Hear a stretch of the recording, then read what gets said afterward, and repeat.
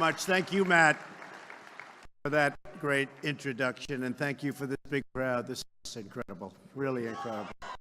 We've come a long way together. We've come a long way together.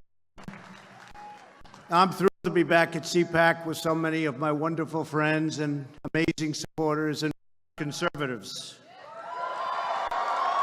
Remember when I first started running, because I wasn't a politician, fortunately, but you remember I started running and people say, are you sure he's a conservative? I think now we've proved that I'm a conservative.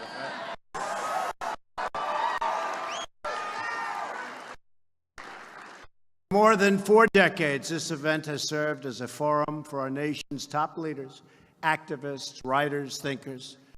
Year after year, leaders have stood in the stage to discuss what we can do together to protect our heritage, to promote our culture, and to defend our freedom. CPAC has always been about big ideas, and it's also been about putting those ideas into action, and CPAC really has put a lot of ideas action. We'll talk about some of them this morning. For the last year, with your help, we've put more conservative ideas into than perhaps ever before in American history. By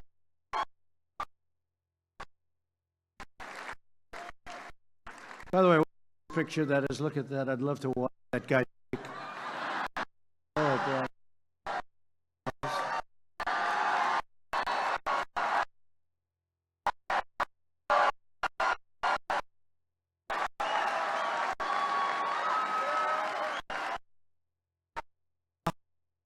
I try like hell that ball spot, folks. I work hard at it. Hey, we're hanging it. We're hanging it right together. We've confirmed a record number, so important, of circuit boards. We're going to be putting in a lot more.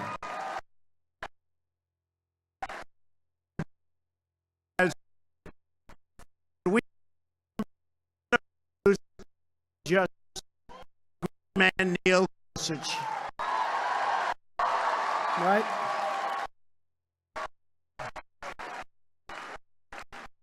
We have massive, biggest in history.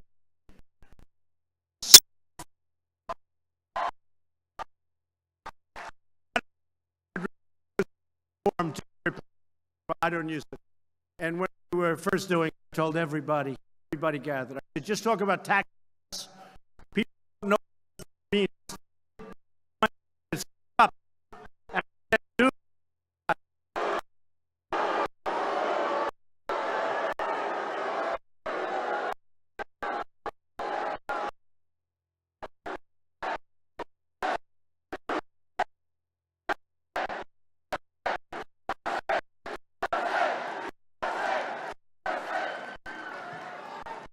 Thank you.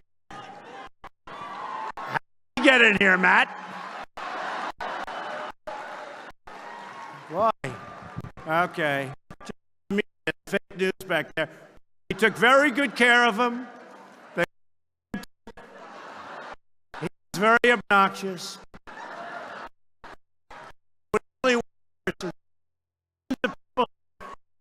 So listen.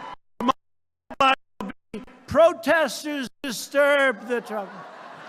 One person, folks, doesn't deserve a mention, doesn't deserve a headline.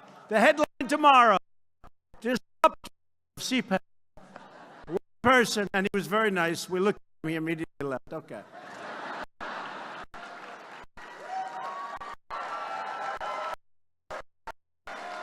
Now, I've had it too often. It's the biggest tax cut in the history of our country, and it was called tax reform. People, don't use the word. We're going to call it the tax reform.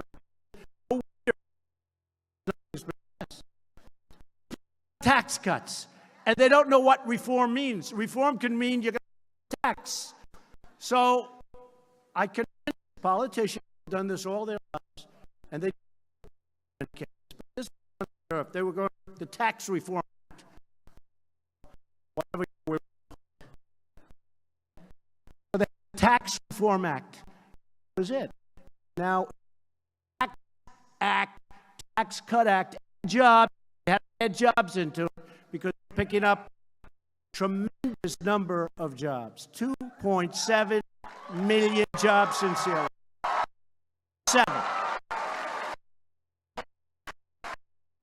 So now people hear tax cuts, and it has been popular. Remember, it started off a little slow. Then it got passed, and we had some great help. I will say we had some great help in the Senate, in the House. We have a lot of congressmen, we have senators. We had a lot of help, and we got it passed. It was not easy. We didn't have one Democrat vote. I think that's going to cost them in the midterms. I know that whoever wins the presidency has a disadvantage for whatever reason in the midterms. You know what happens? I'm trying to figure it out. Because historically, if you win the presidency, you don't do well 2 years later. And you know what? We can't let that happen. And I know what happens. I finally figured it out. Nobody's been able to explain it. It just happens statistically almost all of the time for many years. What happens is you fight so hard to win the presidency. You fight. And now only 2 years. That's a very short period. And by the time you start campaigning, it's a year. And now you got to go and fight again. But you just won. So nobody has that same drive that they had. So you end up not doing that well because the other side is going crazed. And by the way, they're crazed anyway, these people. They are really crazed. Right? So, because, I kept trying to say, what is this? But it's just there. So the great enthusiasm, you're sitting back, you're watching television, maybe I don't have to vote today, just won the presidency. We get clobbered. And we can't let that happen. We get clobbered in 18, and we can't let that happen, only because we are so happy. We pass so many things. Honestly, I'll use the word my administration as opposed to me. My administration, I think, has had the most successful first year in the history of the presidency. I really believe it. I really believe it. I really believe it. So, judges, regulations, everything. And the beautiful thing about the tax cuts is nobody thought we could do it. Really, again, we had to get 100% of our vote.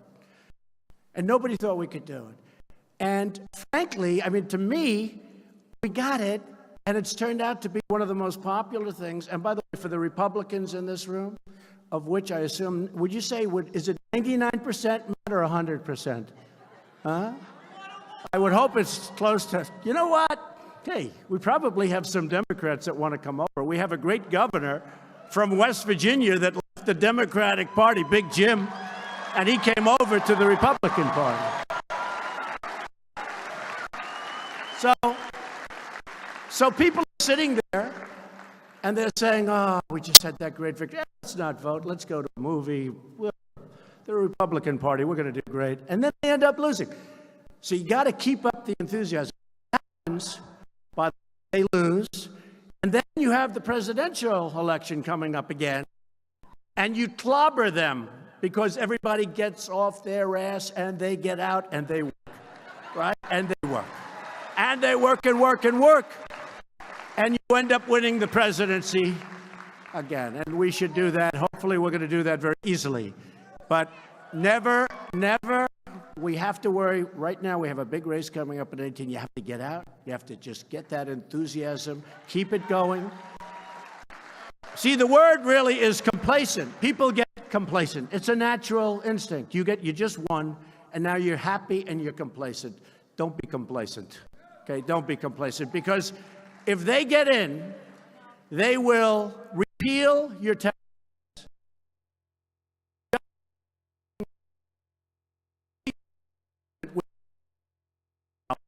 They'll take away your Second Amendment.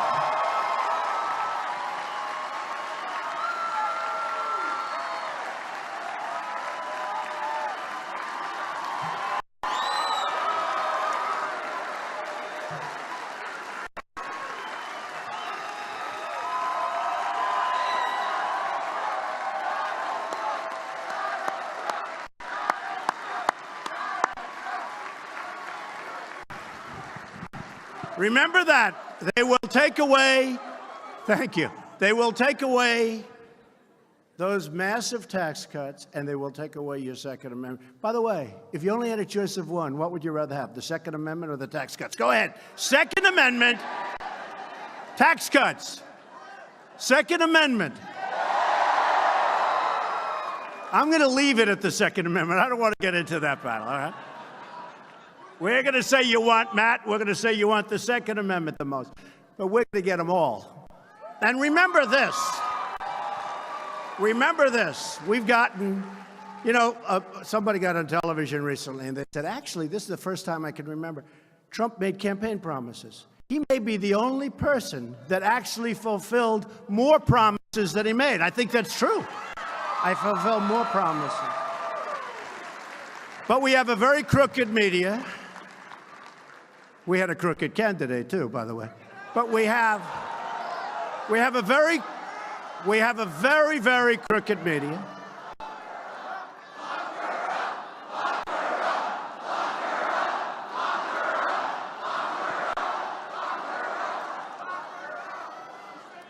I will say this, folks. Everything that's turning out now, it's amazing. That's come full circle. Boy, have they committed a lot of atrocities when you look. Right? How would you look? Have they done things that are wrong? But remember this. Not only did we get the tax cuts, which everybody said we wouldn't get, and by the way, repealed in that tax cut the individual mandate, which is a tremendous thing. This is where you're forced to pay in order not to have health care, okay? Is that great? You pay for the privilege of not having health care. So you're subsidizing lots of other people. That's gone. I know people came up to me with tears in their eyes. They're saying, I'm forced to pay not to have health care. It's very unfair. And by the way, we're having tremendous plans coming out now, health care plans, at a fraction of the cost that are much better than Obamacare. And except for one senator who came into a room at 3 o'clock in the morning and went like that, we would have had health care too. We would have had health care too. Think of that. But I think we may be better off the way we're doing it. Piece by piece by piece, Obamacare is just being wiped out. The individual mandate essentially wipes it out. So I think we may be better off.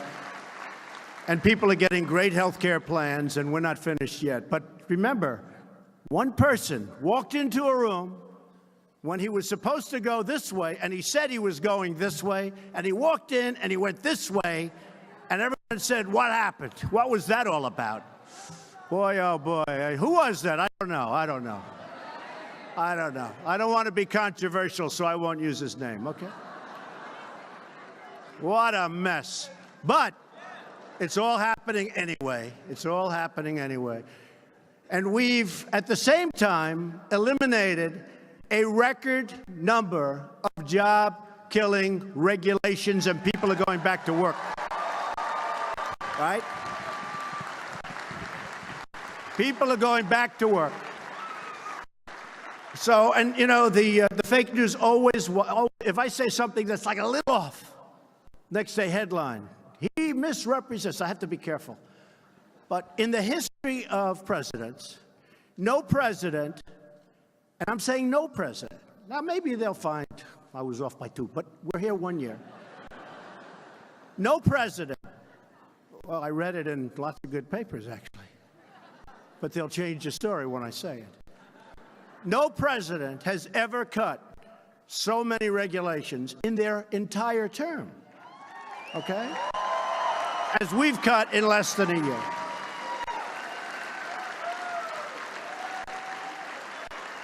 And it's my opinion that the regulations had as big an impact as these massive tax cuts that we've given. So I really believe that. We've ended the war on American energy. We were in war. And we've ended the war on beautiful, clean coal, one of our great natural resources. And very important for our defense, coal. Very important for our defense, because we have it. We don't have to send it through pipes. We don't have to get it from foreign countries. We have more than anybody. And they wanted to end it. And our miners have been mistreated, and they're not being mistreated anymore. We're doing tremendous business. I was in Vietnam, and the Prime Minister and the President of Vietnam were there. And we have a massive deficit with them like we do with everybody else because these presidents have just let it go to hell. We have the worst trade deals you've ever seen. So we're changing it. So I said, we have too big a deficit with Vietnam. I'm not happy. He said, well, but we're going to, I said, buy coal. Buy coal. They use a lot of coal. Buy coal. And he said, you know, we have bought coal from West Virginia and other places, and it's the finest coal we've ever used. It's interesting. And West Virginia now is doing great. You look at what's happening in West Virginia. You look at what's happening in Pennsylvania. You look at what's happening in Ohio. And you look at what's happening in Wyoming. You look at what's happening all over. It's like a different world. And remember this. Virtually, as soon as I got into office, we approved the Keystone XL pipeline and the Dakota Access pipelines, which would never have been approved. And we announced our withdrawal from the totally disastrous, job-killing, wealth-knocking out, you know, it knocked out our wealth, or it would have. They basically wanted to take our wealth away. They didn't want us to use our wealth power. We knocked out the Paris Climate Accord. Would have been a disaster. Would have been a disaster for our country.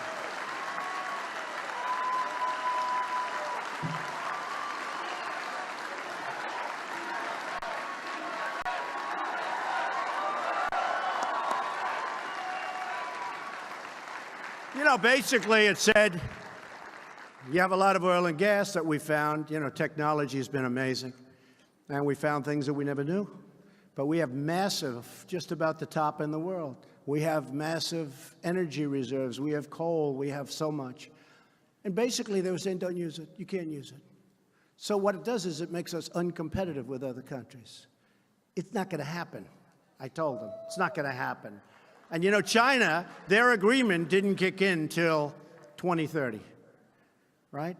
Our agreement kicks in immediately. Russia, they're allowed to go back into the 1990s, which was not a clean environmental time. Other countries, big countries, India and others, we had to pay because they considered them a growing country.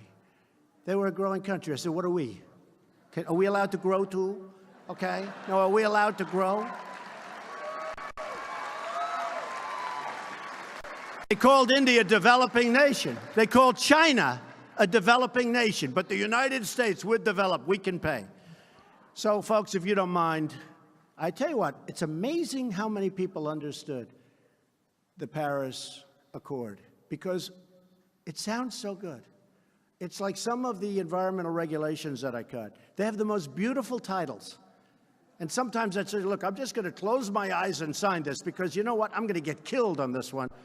And I get so much thanks. The country knows what I'm doing. We couldn't build. We couldn't farm. If you had a puddle on your land, they called it a lake for the purposes of environmental. I mean, it's crazy. It's crazy. And I signed certain bills, and I'd have farmers behind me, and I'd have house builders, home builders behind me. And these are tough people, strong people. They fought hard. They've worked all their lives hard. And there'd be half of them would be crying because we gave them their property back. We gave them the right to earn a living. They couldn't do it. They couldn't do what they had to do. We gave them their property back. We gave them their dignity back.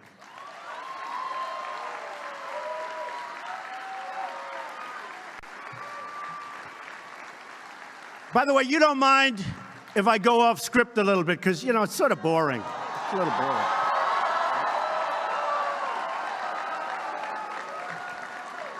Got this beautiful speech. Everything's wonderful, but a little boring. We have to, you know, interject. But we gave them their dignity back. And that's why our country's doing record business. We're doing record business. We're doing business And you have to look at the fundamentals. Companies are pouring back into this country. They're pouring back. Not like, I mean, when did you hear about car companies coming back into Michigan and coming to Ohio and expanding? When did you hear? You never heard that. You hear they're leaving. I've been talking about it for 20 years. I was a private sector guy, but for whatever reason, I always had these guys always covered me much more than anybody else. I always got a lot of these characters. They used to treat me so good, too, until I ran for office. I used to get the greatest publicity. A friend of mine said, you know, you used to be the king of getting great publicity. What happened? I said, well, I have some views that they're opposed to for a lot of bad reasons. A lot of really bad reasons. But when you look at what's happening to our country, it's incredible. And the fundamentals are so strong. The stock market, I just see with all of the ups and downs since Election Day, is up 37% from election. 37%.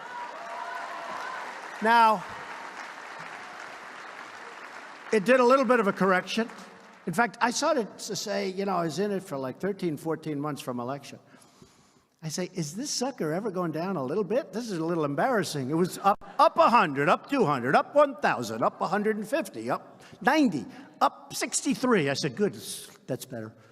You know, hey, we've got 7 years to go, folks. You know, we got a long time to go.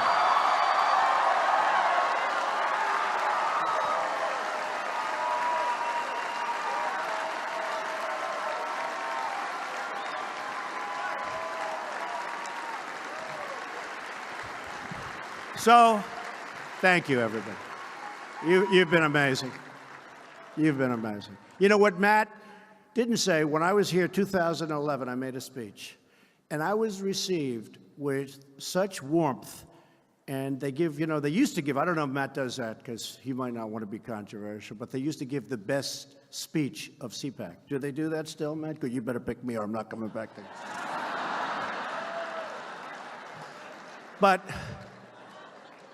And I got these, everybody, they love that speech. And that was, I think, Matt, I would say that might have been the first real political speech that I made. It was a love fest. 2011, I believe, the time was.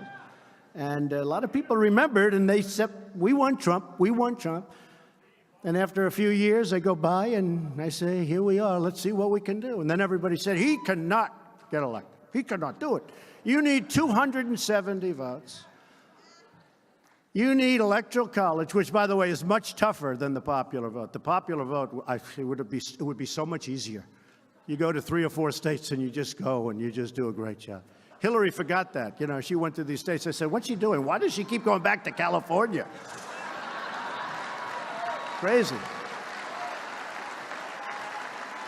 Next time they're going to remember Iowa. They're going to remember Ohio. Remember?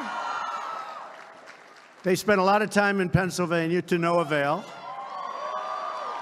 They spent a lot of money. They spent a lot of money in North Carolina, the great state of North Carolina. We did very well there. We have a great person in the room, Mark Meadows from North Carolina. He's around here. Where's Mark? Where's Mark? And Deb.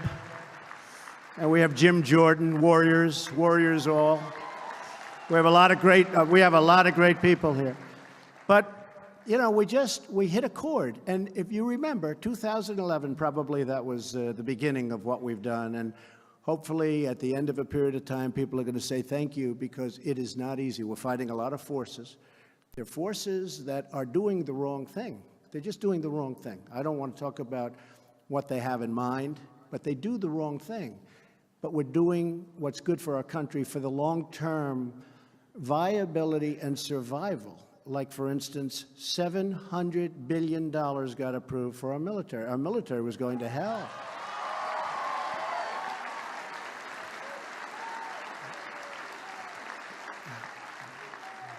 We declined to certify the terrible one-sided Iran nuclear deal.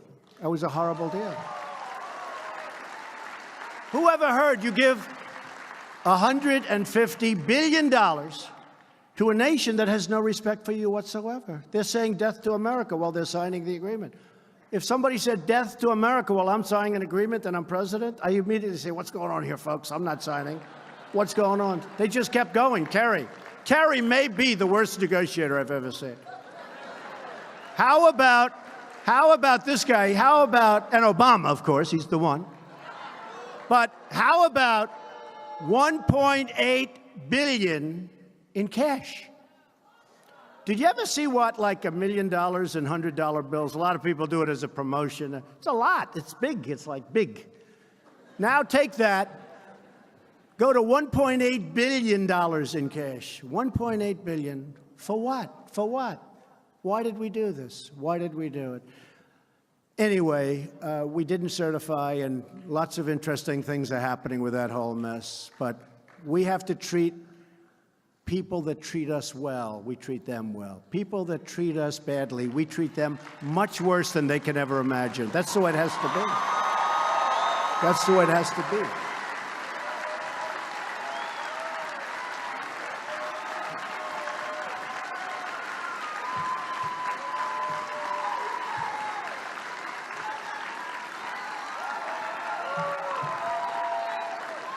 We officially recognized Jerusalem as the capital of Israel.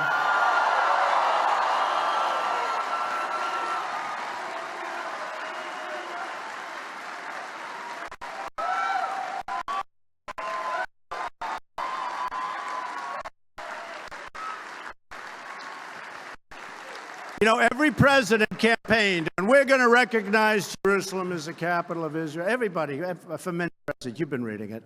And then they never pulled it off. And I now know why.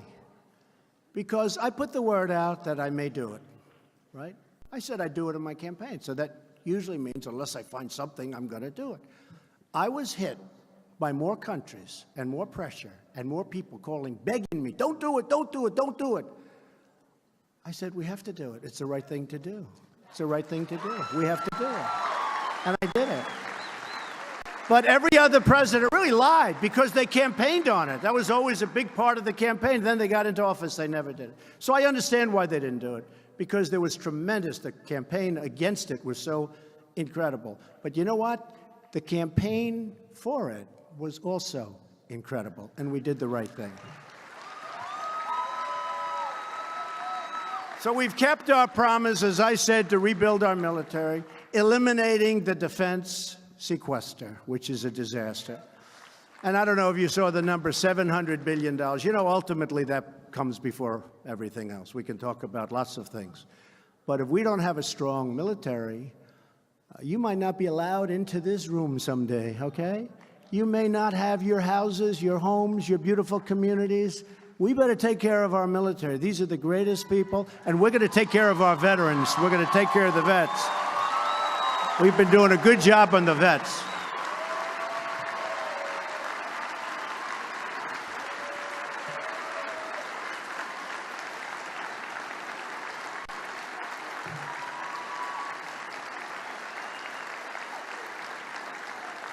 And after years of rebuilding other nations, we rebuild other nations.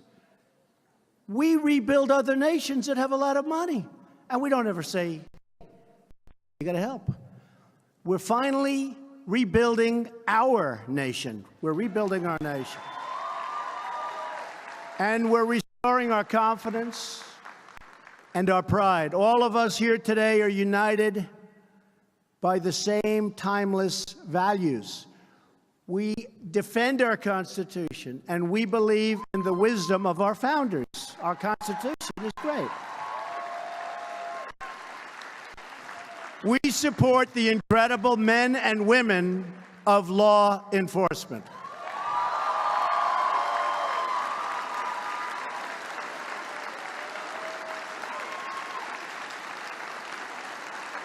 True.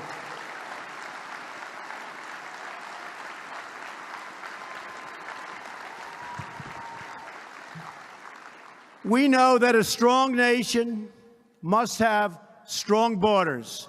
We celebrate our history and our heroes, and we believe young Americans should be taught to love their country and to respect its traditions.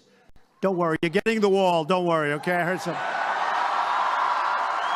Getting the wall.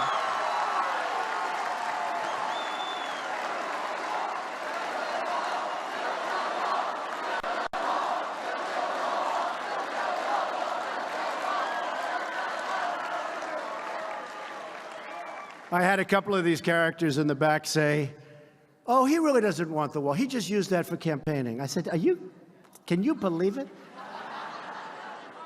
You know, I say every time I hear that, the wall gets 10 feet higher. You know that, right? Every time.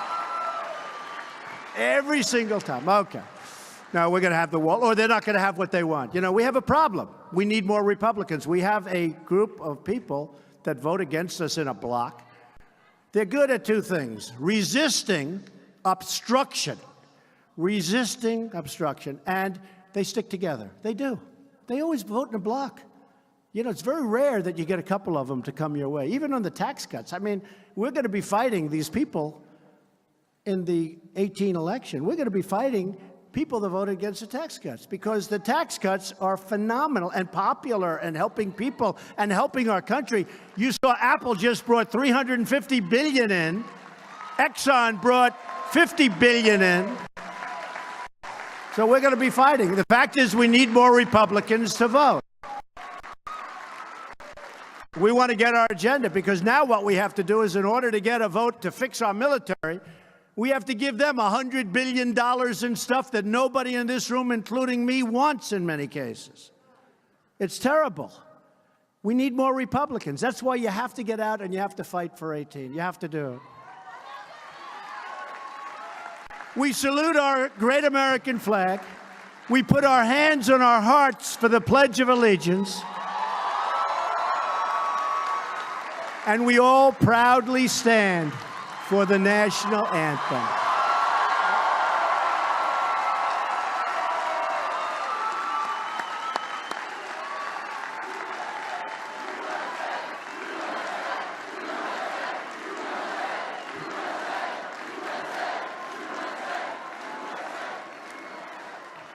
Above all else, we know that faith and family, not government and bureaucracy, are at the center of American life. We know that.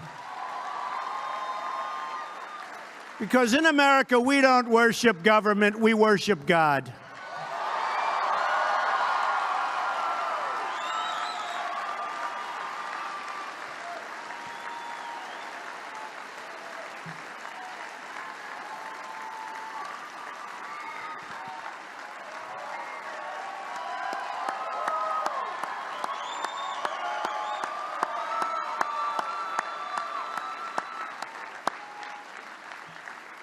Our nation's motto is, "In God we trust." And this week, our nation lost an incredible leader who devoted his life to helping us understand what those words really mean. Leader. He was a leader. He's a great man. We will never forget the historic crowds, that voice, the energy, and the profound faith of a preacher named Billy Graham.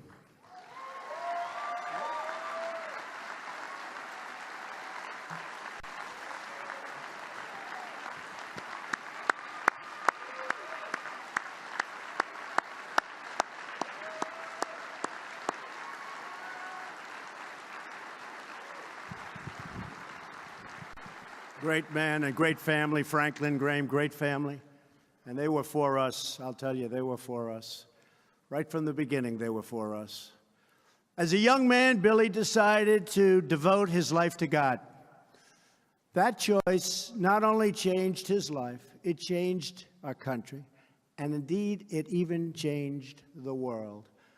Reverend Graham's belief in the power of God's word gave hope to millions and millions who listened to him with his very beautiful but very simple message: God loves you.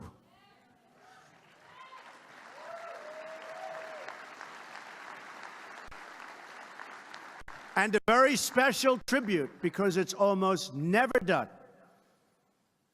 On Wednesday, we will celebrate Billy Graham's life as he lies in honor in the rotunda of our Capitol. Very rarely.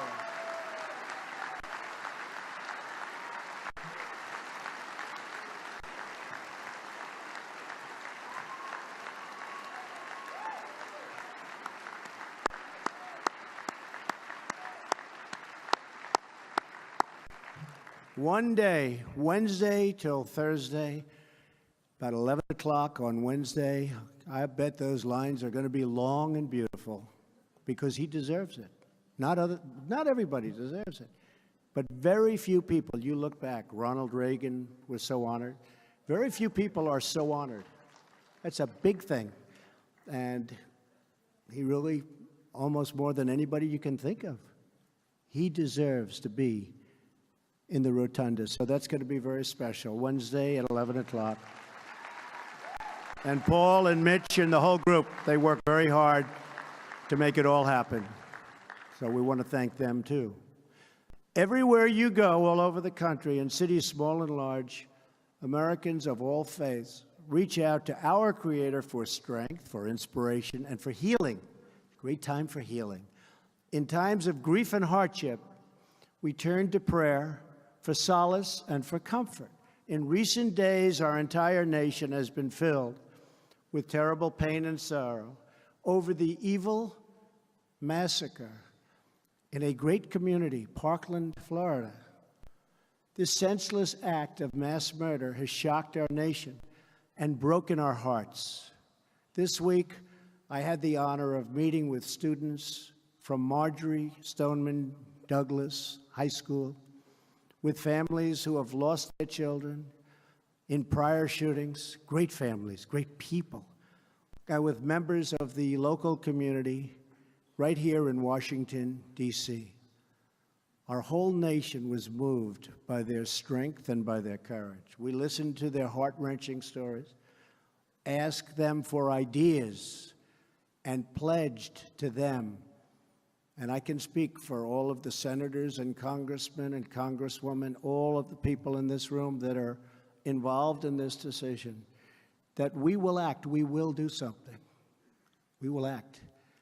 With us on Wednesday was one of the families whose daughter didn't come home last week, a beautiful young woman named Meadow Pollock.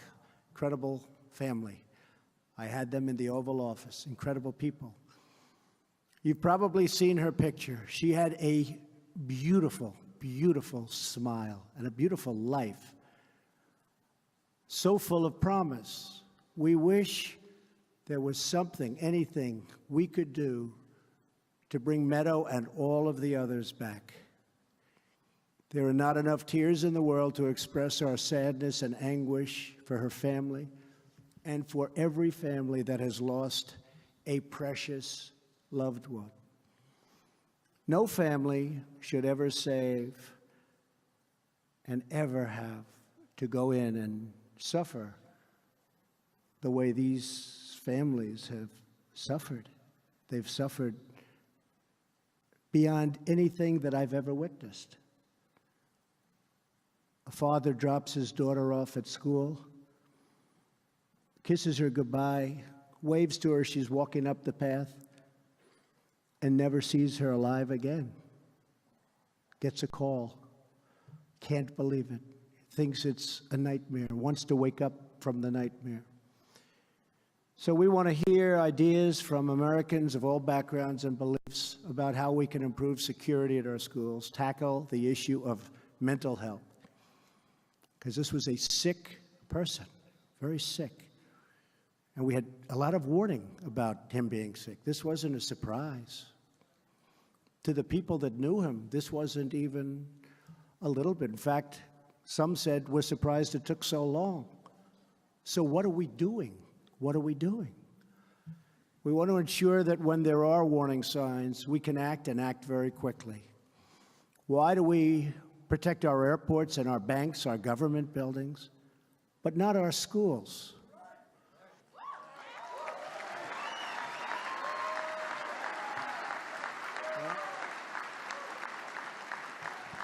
It's time to make our schools a much harder target for attackers. We don't want them in our schools.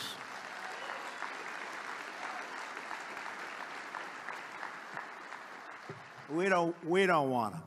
When we declare our schools to be gun-free zones, it just puts our students in far more danger. Far more danger.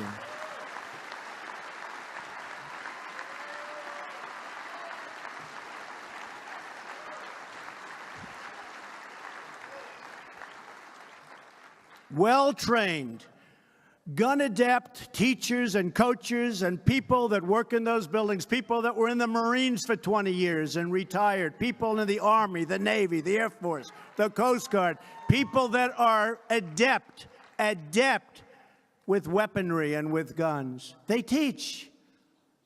I mean, I don't want to have 100 guards standing with rifles all over the school. You do a concealed carry permit.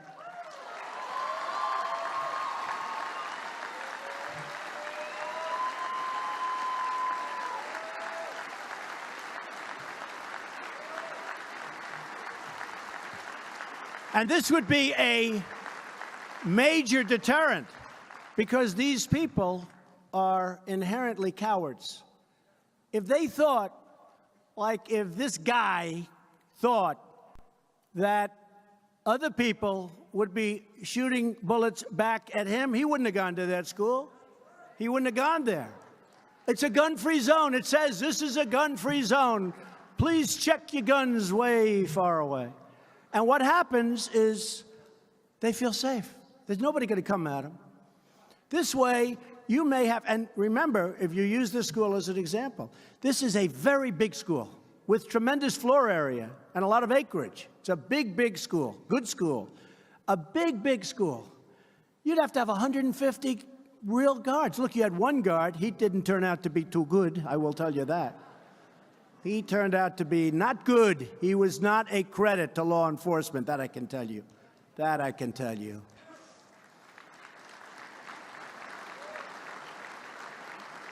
But as I've been talking about this idea, and I feel it's a great idea, but some people that are good people are opposed to it. They don't like the idea of teachers doing that. But I'm not talking about teachers. You know, CNN went on. They said, Donald Trump wants all teachers. Okay? Fake news, folks. Fake news. Fake news. I don't want a person that's never handled a gun, that wouldn't know what a gun looks like, to be armed. But out of your teaching population, you have 10%, 20% of very gun-adept people. Military people, law enforcement people, they teach. They teach.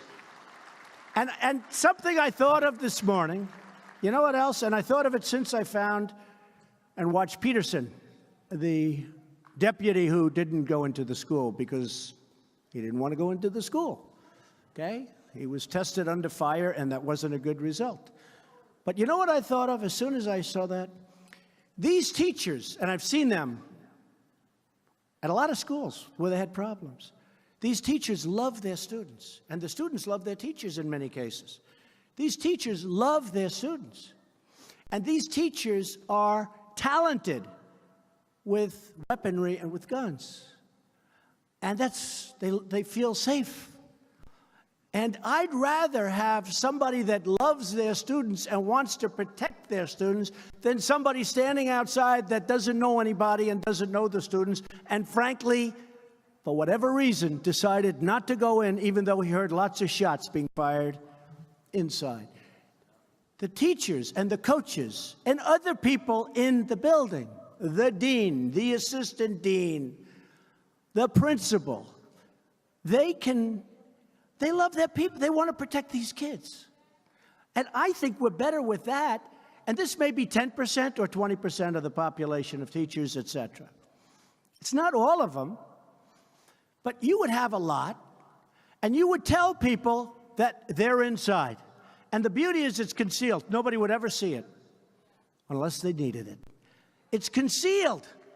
So this crazy man who walked in wouldn't even know who it is that has it. That's good. It's not bad. That's good. And a teacher would have shot the hell out of him before he knew what happened.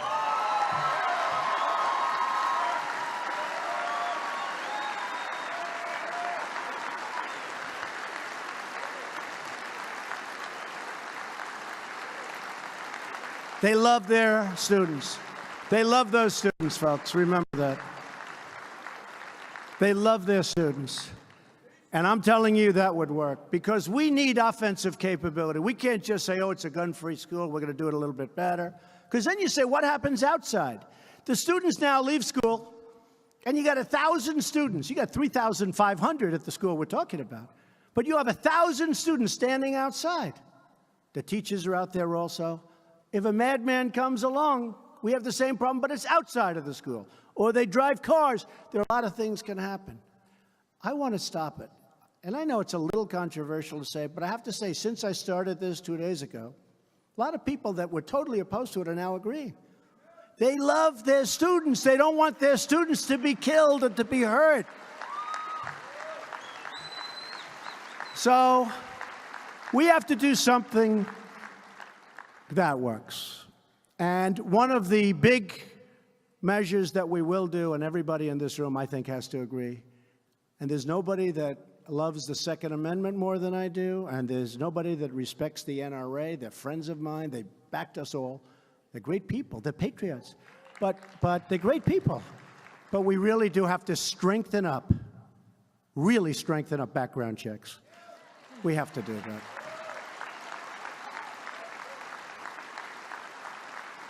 And we have to do, for the mentally ill, we have to do we don't want people that are mentally ill to be having any form of weaponry. We have to be very strong on that.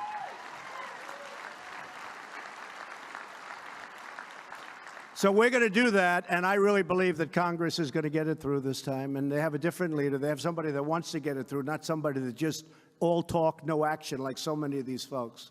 This is somebody that wants to get it through. But I also want to protect. We need a hardened site. It has to be hardened. It can't be soft. Because they'll sneak in through a window, they'll sneak in some way, and again, you're standing there totally unprotected. You know the 5 great soldiers from 4 years ago. 3 of them were world-class marksmen. They were in a military base in a gun-free zone. They were asked to check their guns quite far away. And a maniac walked in, guns blazing, killed all 5 of them. He wouldn't have had a chance if these world-class marksmen had, on a military base, access to their guns. And I'm going to look at that whole policy on military bases. If we can't have...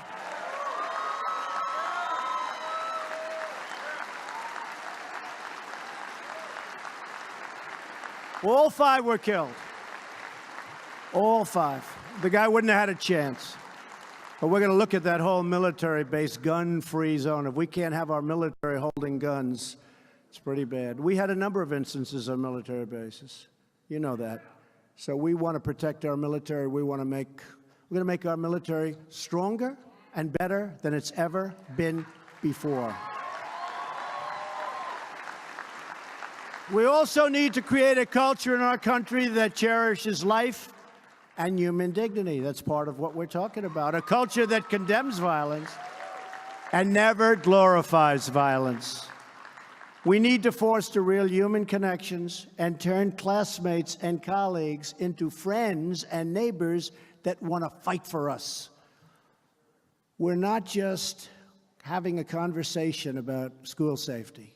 You've had conversations, in all fairness, I'm pretty new in this job. We're here a little more than a year. I've been watching this stuff go on for 20 years.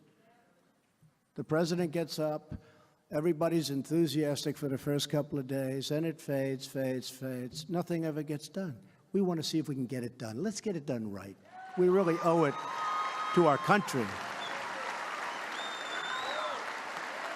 I've been watching for a long time. Seen a lot of words, and I've seen very little action. And you know, if you think about it, most of it's just common sense.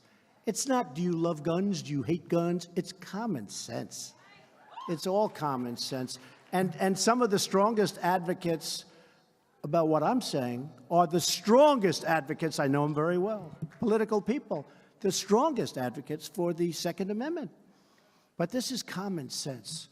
In addition to securing our schools, we're also implementing a strategy to secure our streets. We want our kids to be safe everywhere they go, whether they're in a classroom, walking home from school, or just outside playing with their friends.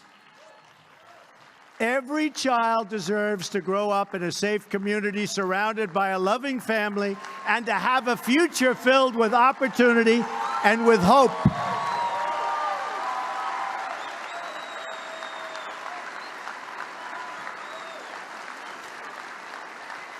Thank you. Thank you. It's just not fair. Reducing violent crime in America is a top priority for my administration, and we will do whatever it takes to get it done. No talk. We're going to do what it takes to get it done.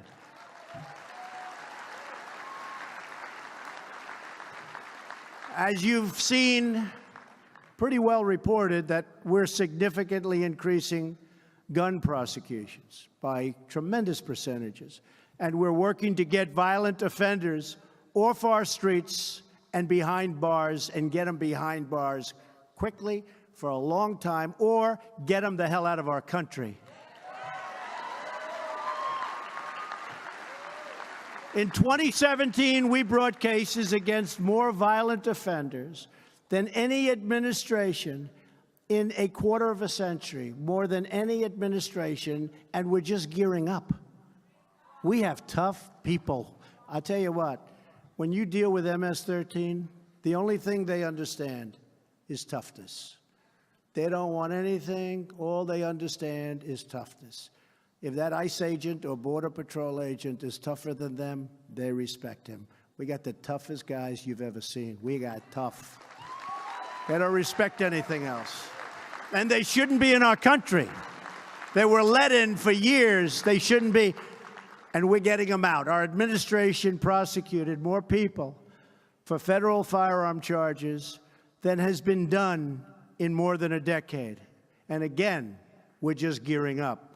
We convicted 1,200 gang members and nearly 500 human traffickers. You know what human trafficking, who would think that we have this in this age? And with our foreign partners, we've helped charge or arrest more than 4,000 members of the savage gang that we talked about, MS-13. Now, they don't like guns. You know why? They're not painful enough. These are animals. They cut people. They cut them. They cut them up in little pieces, and they want them to suffer. And we take them into our country because our immigration laws are so bad. And when we catch them, it's called catch and release. We have to, by law, catch them and then release them. Catch and release. And I can't get the Democrats, and nobody has been able to for years, to approve common sense measures that when we catch these animal killers, we can lock them up and throw away the keys.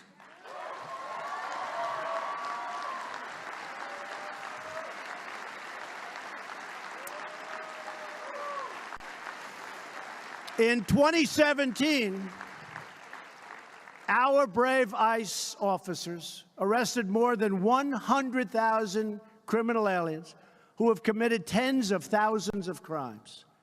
And believe me, these are great people. They cannot, the laws are just against us. They're against safety. They don't make sense. And you meet with Democrats, and they're always fighting for the criminal. They're not fighting for law-abiding citizens. They're always fighting for the criminal. Doesn't make sense. Here are just some of the criminal charges and convictions for the aliens arrested by ICE.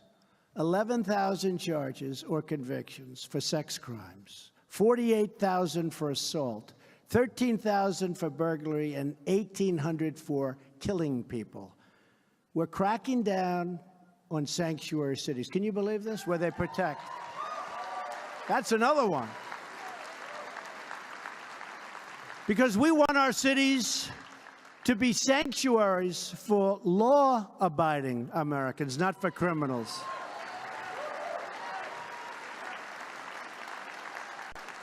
And by the way, the Senate Democrats and the House Democrats have totally abandoned DACA.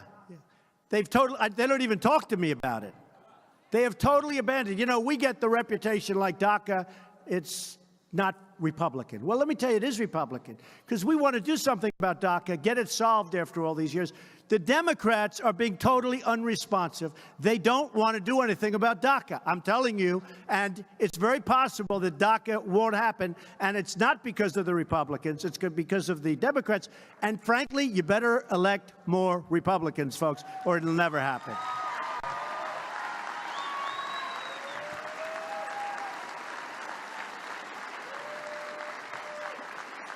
The Democrats voted in favor of sanctuary cities. In other words, they voted to protect criminal aliens instead of voting to protect the American citizens. To secure our country, we are calling on Congress to build a great border wall to stop dangerous drugs and criminals from pouring into our country.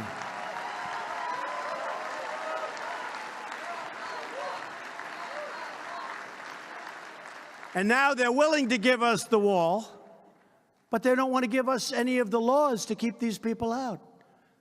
So we're going to get the wall, but they don't want to give us all of the other: chain migration, lottery. Think of a lottery. You have a country. They put names in. Do you think they're giving us their good people? Not too many of you people are going to be in a lottery. So we pick out people. Then they turn out to be horrendous, and we don't understand why. They're not giving us their best people, folks. They're not giving us, I mean, use your heads.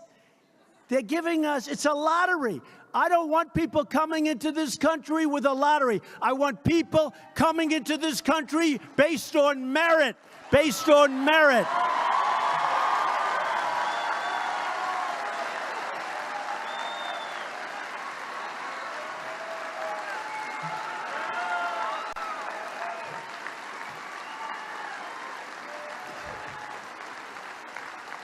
I want people, and we all want to be admitting people who have skills, who can support themselves financially, who can contribute to our economy, who will love our people, and who will share our values, who will love our country.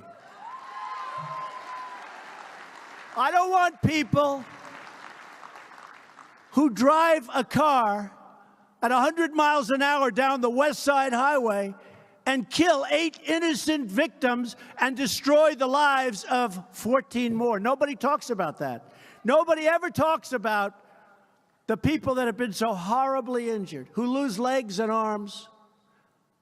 In Manhattan, where I used to spend my time, I know it very well, this stretch along the West Side Highway, people run in order to stay in shape. They want to be healthy. They want to look good. They run. They're running all the time. I see it. They run. We work in different ways, but they run. No, but think of this. They run, and they want to be fit. They're proud people. They want to be fit, and they're running up and down West Side Highway. It's beautiful. It's a beautiful thing. And this maniac takes a car going down the highway and just turns to it right, and he kills 8. But he really badly wounded 12 to 14 other people.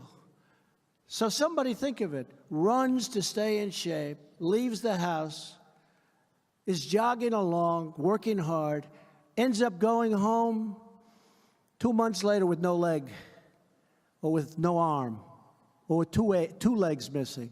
Nobody ever talks about them. They talk about the people, rightfully, that were killed. But they don't talk about the people whose lives have been just changed. They don't talk about that. This guy came in through chain migration and a part of the lottery system. They say 22 people came in with him. In other words, an aunt, an uncle, a grandfather, a mother, a father, whoever came in. But a lot of people came in. That's chain migration. Let's see how those people are doing, by the way. We've got to change our way. Merit system. I want merit system because you know what's happening? All these companies are coming into our country. They're all coming into our country. And when they come in, we need people that are going to work. I'm telling you, we need workers now. We need workers. But when I walked in today, did anyone ever hear me do the snake during the campaign? Because I had 5 people outside say, could you do the snake? And I said, well, people have heard it. Who hasn't heard the snake?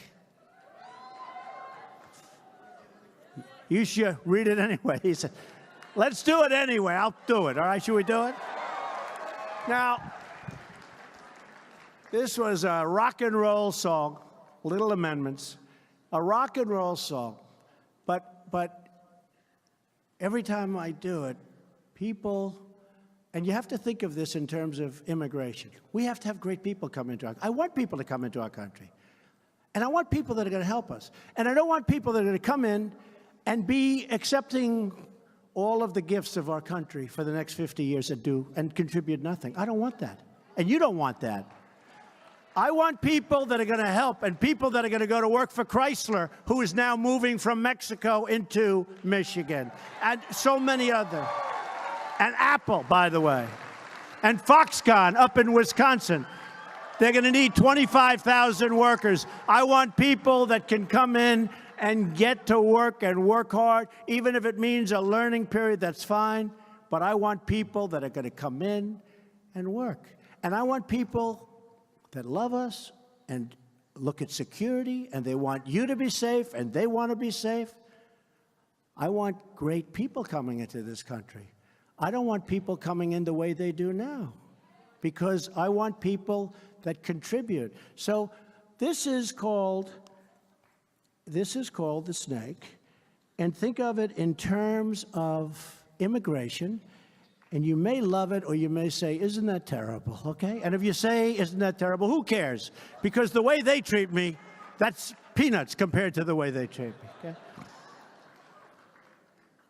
Immigration.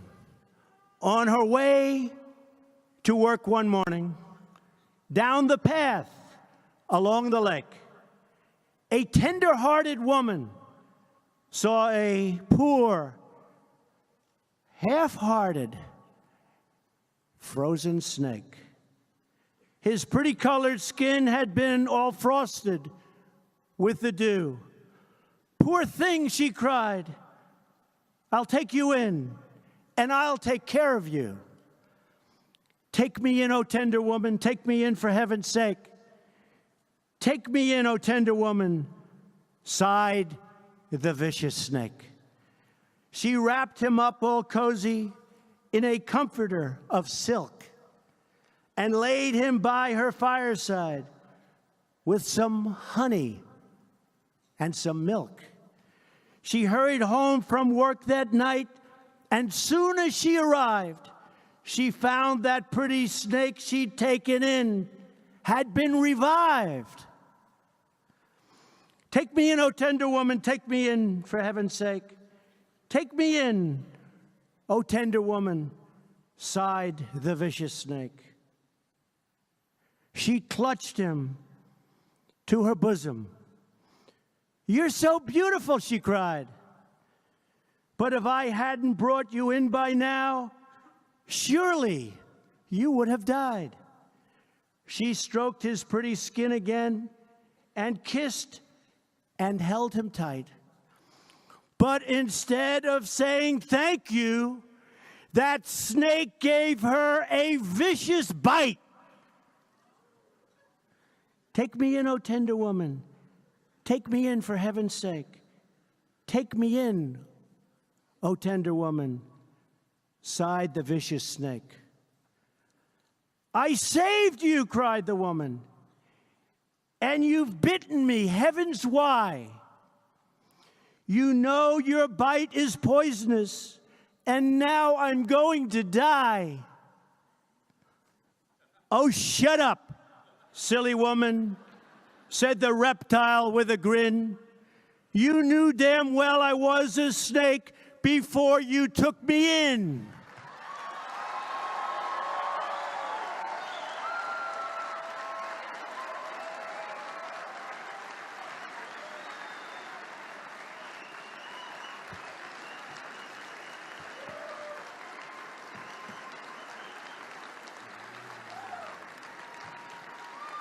And that's what we're doing with our country, folks. We're letting people in, and it's going to be a lot of trouble. It's only getting worse. But we're giving you protection like never before. Our law enforcement's doing a better job than we've ever done before. And we love our country. And we're going to take care of our country. Okay, we're going to take care of our country. So just in finishing, our country is starting to do very well. Our economy is blazing. Jobs are at a record level. Jobs are so good. 2.7 million jobs created since the election. Unemployment claims have reached a 45-year low.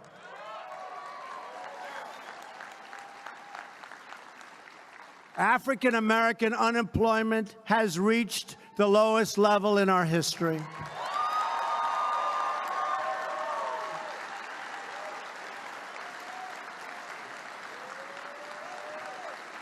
Hispanic unemployment has reached the lowest level in our history.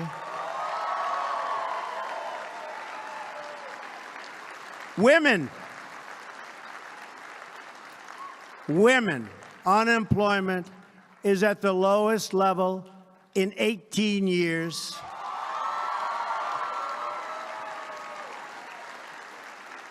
Wages are rising for the first time in many, many years. Small business confidence is at a record high.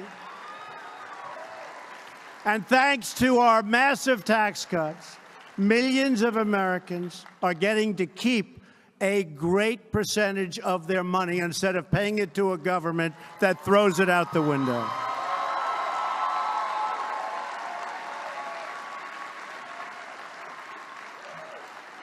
So I just leave you with this. We have to fight Nancy Pelosi. They want to give your money away. They want to give your money away. They want to end your tax cuts. They want to do things that you wouldn't even believe, including taking your Second Amendment rights away. They will do that. They will do that. So we have to get out there, and we have to fight in 18 like never before, just the way you fought with us. Just the way you fought with us. You fought so hard, and you were so tough, and you were so smart. You were so smart. And you know what? I know for a fact you did the right thing because we're looking at the numbers, and the numbers, even they have to give credit for the kind of numbers that we're producing. Nobody has ever seen anything like it. Under my administration, the era of economic surrender is over. We're renegotiating trade deals that are so bad, whether it's NAFTA or whether it's World Trade Organization, which created China. You look at China, it was going along like this, then we opened, stupidly, this deal.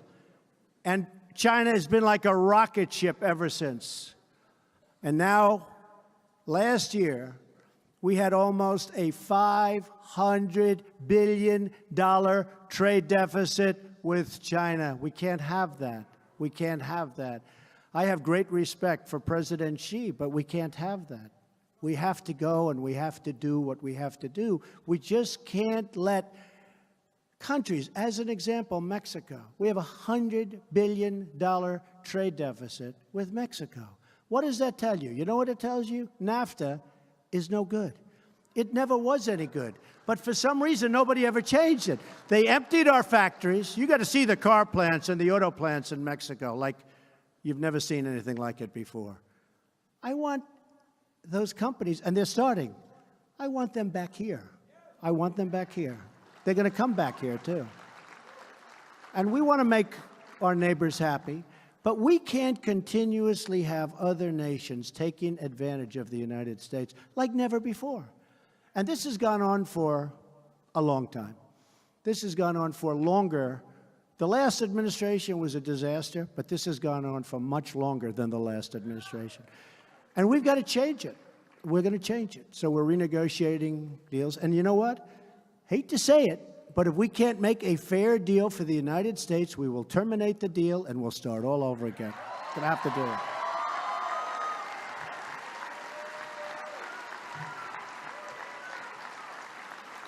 So, under my administration and with your help, don't forget, many of you were the forgotten people. You were the people that when the polls came out, they didn't know that you existed. The Democrats are trying to figure out who you are because they want to get you back. But you were people. We've had people that never voted, but they're great patriots, but they never saw anybody they wanted to vote for. Then they go to the election. They've got Trump, Pence. They got hats. They got all sorts of things. Trump over here. Make America great again hats, right?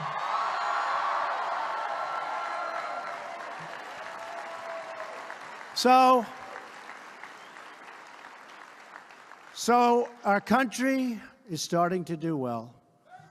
We are going to make it greater, better, safer than it ever was before. The reason is you. This has been a great movement. They try like hell. They cannot stand what we've done. But we're doing the right thing. We're even doing the right thing for them. They just don't know it yet. They just don't know it yet. Even the media will absolutely support me sometime prior to the election. All those horrible people back there, they're going to support me. You know why?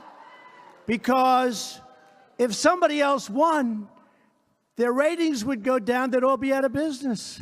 Nobody would watch. They'd all be out of business. So I just want to tell you that we are going to win. I'd love you to get out there, work really hard for 18. We need more Republicans to keep the tax cuts, to keep all of this going. And I love you. I respect you. I appreciate everything you've done for the country.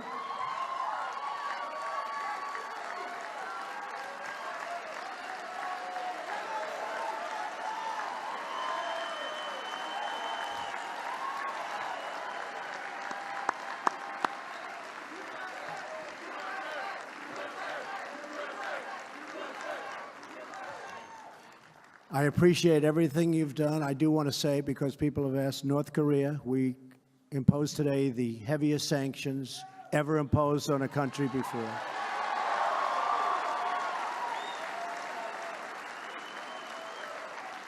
And frankly, hopefully something positive can happen. We will see. But hopefully something positive can happen. But that just was announced, and I want to let you know we have imposed the heaviest sanctions ever imposed. So, ladies and gentlemen, thank you for everything. You have been incredible partners. Incredible partners. And I will let you know in the absolute strongest of terms, we're going to make America great again, and I will never, ever, ever let you down. Thank you very much. Thank you. Thank you very much. Thank you, everybody. Thank you. Thank you. Thank you very much. Thank you, Matt, for that great introduction, and thank you for this big crowd. This is incredible, really incredible. We've all come a long way together. We've come a long way together. I'm thrilled to be back at CPAC with so many of my wonderful friends and amazing supporters and proud conservatives. Remember when I first started running? Because I wasn't a politician, fortunately. But do you remember I started running and people say, are you sure he's a conservative? I think now we've proved that I'm a conservative.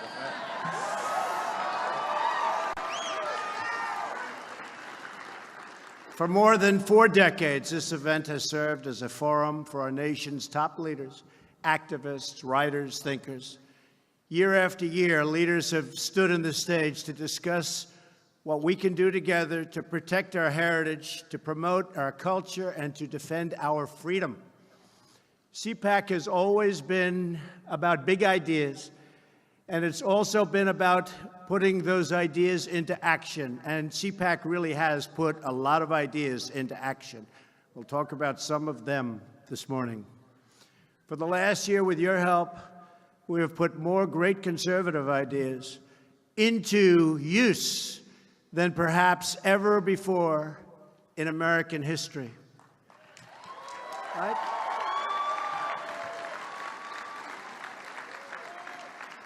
By the way, what a nice picture that is. Look at that. I'd love to watch that guy speak. Oh, boy. Let's see.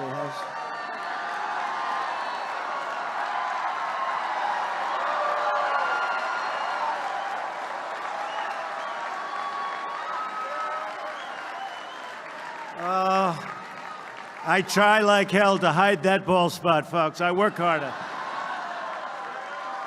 Doesn't look bad. Hey, we're hanging in. We're hanging in. We're hanging in there, right? Together, we're hanging in. We've confirmed a record number, so important, of circuit court judges, and we are going to be putting in a lot more. And they will interpret the law as written.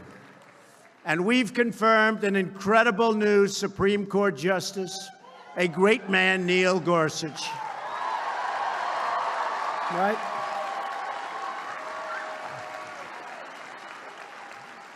We've passed massive, biggest in history, tax cuts and reforms. You know, I don't use the word reform. There was a lot of reform, too, very positive reform. I don't use it. When we were first doing it, I told everybody gathered, I said, just talk about tax cuts.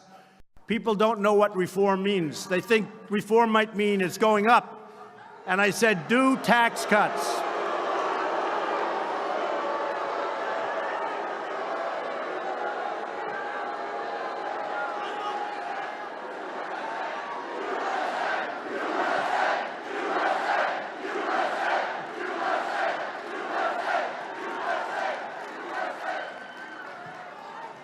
Thank you. How did he get in here, Matt? Why? Okay. Just for the media, the fake news back there. They took very good care of him. They were very gentle. He was very obnoxious.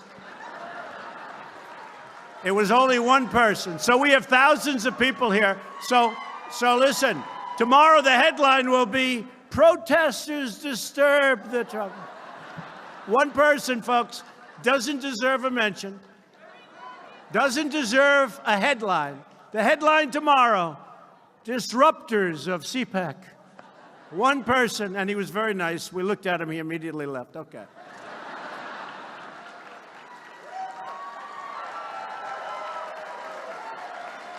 No, I've had it too often. You'll have one person, and you can hardly even hear. In fact, the biggest really disturbance are you people. You know why? He'll say something, nobody hears him, because it's so, and then the crowd will start screaming at him, and then all of a sudden we stop, and that's okay. You have to show your spirit, right? You have to show your spirit. It's true. So we passed the biggest tax cuts in the history of our country, and it was called Tax Cut and Reform. And I said to our people, don't use the word reform, because we're going to call it the Tax Reform Act. I said, no wonder for 45 years nothing's been passed, because people want tax cuts, and they don't know what reform means. Reform can mean you're going to pay more tax. So I convinced politicians who have done this all their lives, and they do a great job in many cases, but this was one they were going, the Tax Reform Act of whatever year we want to put, okay? So they have the Tax Reform Act, and that was it. And now it was called the Tax Act, Tax Cut Act, and jobs. We had to add jobs into it because we're picking up tremendous number of jobs. 2.7 million jobs since the election. 2.7. So now people hear tax cuts, and it has been popular. Remember, it started off a little slow. Then it got passed, and we had some great help. I will say we had some great help in the Senate In the House, we have guys here today. We have a lot of congressmen. We have a lot of senators. We had a lot of help, and we got it passed. It was not easy. We didn't have one Democrat vote, and I think that's going to cost them in the midterms. I know that whoever wins the presidency has a disadvantage for whatever reason in the midterms. You know what happens? I'm trying to figure it out, because historically, if you win the presidency, you don't do well 2 years later. And you know what? We can't let that happen. And I know what happens. I finally figured it out. Nobody's been able to explain it. It just happens statistically almost all of the time for many years. What happens is you fight so hard to win the presidency. You fight, fight, fight. And now only 2 years. That's a very short period. And by the time you start campaigning, it's a year. And now you got to go and fight again. But you just won. So nobody has that same drive that they had. So you end up not doing that well because the other side is going, they're crazed. And by the way, they're crazed anyway, these people. They are really crazed, right? So, because, I kept trying to say, why is this? But it's just there. So the great enthusiasm, you're sitting back, you're watching television. Maybe I don't have to vote today. We just won the presidency. And then we get clobbered, and we can't let that happen. We get clobbered in 18, and we can't let that happen, only because we are so happy. We pass so many things. Honestly, and I'll use the word my administration as opposed to me. My administration, I think, has had the most successful first year in the history of the presidency. I really believe that. I really believe it. I really believe it. So, judges, regulations, everything.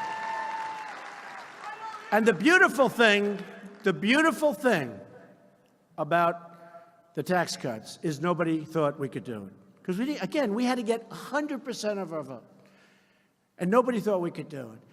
And frankly, to me, we got it, and it's turned out to be one of the most popular things. And by the way, for the Republicans in this room, of which I assume, would you say, is it 99%, Matt, or 100%?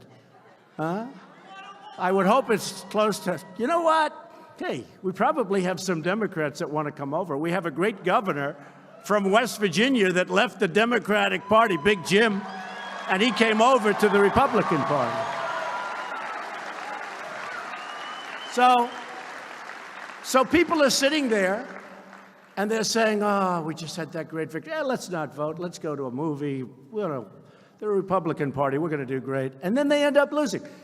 So you got to keep up the enthusiasm. Now what happens, by the way, they lose, and then you have the presidential election coming up again, and you clobber them because everybody gets off their ass, and they get out, and they work, right? And they work.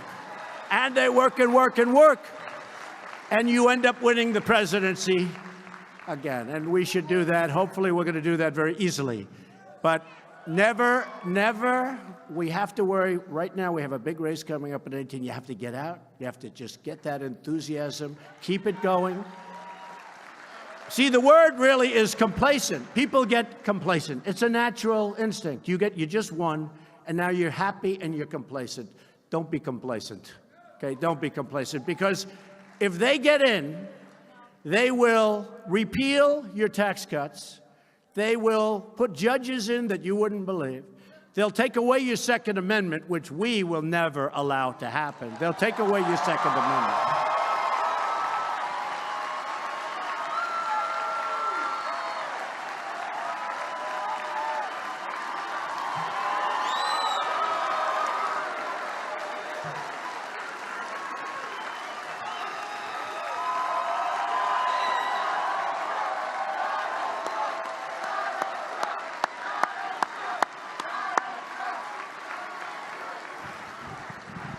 Remember that. They will take away, thank you, they will take away those massive tax cuts, and they will take away your Second Amendment. By the way, if you only had a choice of one, what would you rather have, the Second Amendment or the tax cuts? Go ahead. Second Amendment, tax cuts.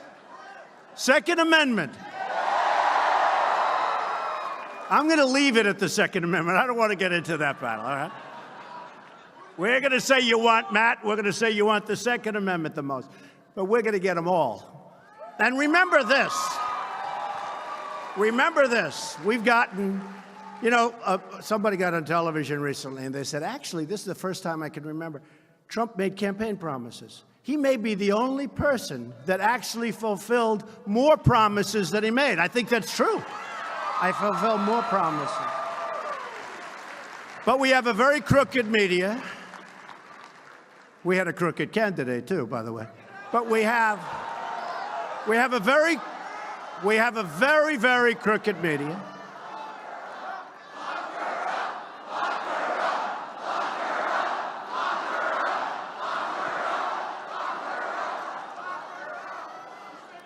I will say this, folks.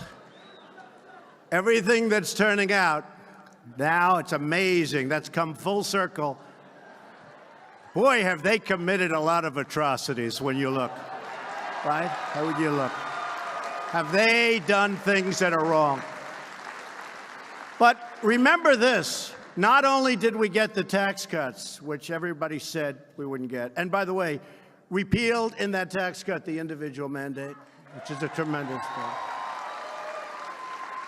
This is where you're forced to pay in order not to have health care, okay? Is that great?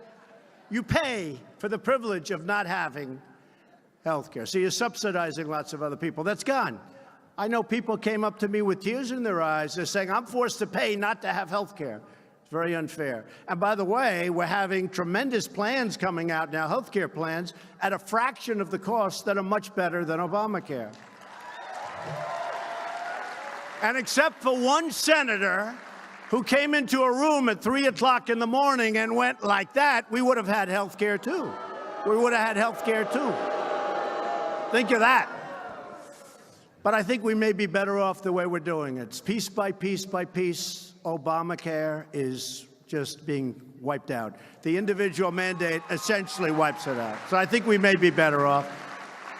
And people are getting great health care plans, and we're not finished yet. But remember, one person walked into a room when he was supposed to go this way, and he said he was going this way, and he walked in and he went this way, and everyone said, what happened? What was that all about? Boy, oh boy. Who was that? I don't know. I don't know. I don't know. I don't want to be controversial, so I won't use his name, okay? What a mess. But it's all happening anyway. It's all happening anyway. And we've, at the same time, eliminated a record number of job-killing regulations, and people are going back to work. Right? People are going back to work. So, and no president, and I'm saying no president. Now, maybe they'll find I was off by 2, but we're here 1 year. No president